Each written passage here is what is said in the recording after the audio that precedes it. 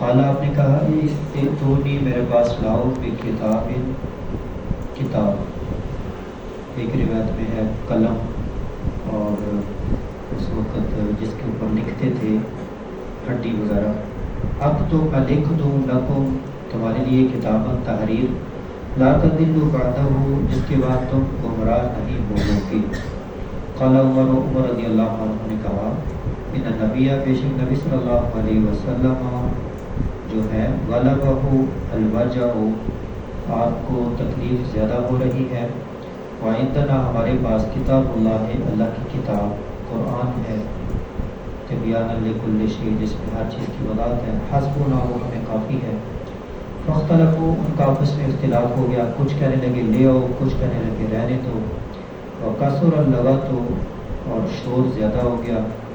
قال آپ صلی اللہ علیہ وسلم نے فرمایا قوموا انی میرے پاس سے چلے جاؤ، اٹھ جاؤ. ولا ينبغي نہیں لائق عندی میرے پاس التنازع جھگڑا شروع کن.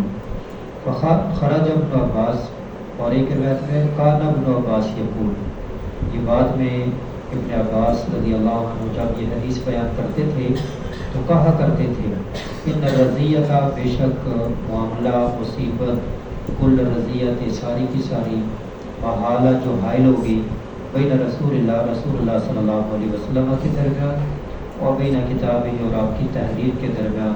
اگر آپ اس وقت لکھ دیتے تو بعد میں اعتراض کرنے والے اور خواہ مخواہ اشکالات پیدا کرنے والے ان کا ناطقہ بند ہو جاتا، جو کہتے ہیں کہ خلافت کے حقدار زیادہ کون ہے.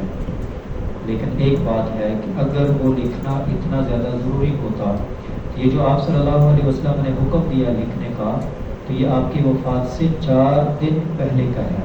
آپ صلی اللہ علیہ وسلم سوموار کو فوت ہوئے، تو یہ جمعرات کا واقعہ ہے کہ جمعرات کے بعد جمعہ ہے، ہفتہ ہے، اتوار ہے. اگر یہ لکھنا اتنا ہی زیادہ ضروری ہوتا تو آپ صلی اللہ علیہ وسلم ان 3 دنوں کے اندر دوبارہ حکم دے کر لکھوا دیتے. کچھ چیزیں ہوتی ہیں جو ضروری ہوتی ہیں اور کچھ چیزیں ہوتی ہیں جو ضروری نہیں ہوتی، تو یہ بھی انہی میں سے تھی جس کی وجہ سے وہ رہ گئی. وگرنہ نبی صلی اللہ علیہ وسلم نے جو پہنچانا تھا، جو آپ پر پہنچانا ضروری تھا، وہ سارے کا سارا پہنچا دیا. ان میں سے کوئی ایک بات بھی باقی نہیں چھوڑی. اللہ کریم سے دعا ہے کہ اللہ کریم ہمیں دین کو صحیح معنوں میں سمجھنے اور اس پر عمل کرنے کی توفیق عطا فرمائے. وعلیہ